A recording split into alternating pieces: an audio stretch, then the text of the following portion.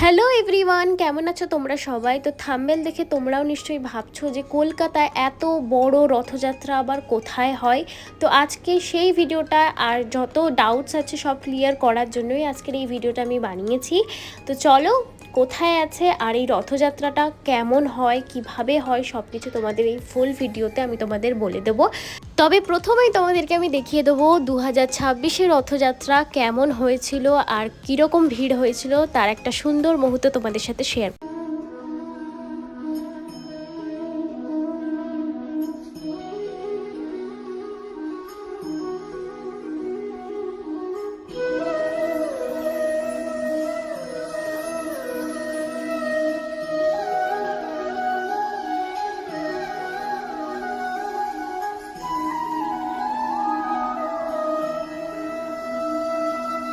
আর এত এত মানুষের সমাগম সত্যিই ভাবাই যায় না। নিউ টাউনের বুকে এত বড় একটা মন্দির আর এত বড় রথ আমরা কিন্তু অনেকেই জানি না। আর এর লোকেশনটা হচ্ছে নিউ টাউন হাজরা কালী বাড়ি, বা তোমরা কারিগরি ভবন বললেও কিন্তু তোমরা এই মন্দিরটাতে পৌঁছে যেতে পারবে। আর এখানে কিন্তু জগন্নাথ দেবের একটা সুবিশাল মন্দিরও রয়েছে, যেটা কিন্তু আমার মনে হয় নিউ টাউনের মধ্যে সবচেয়ে বড় মন্দির।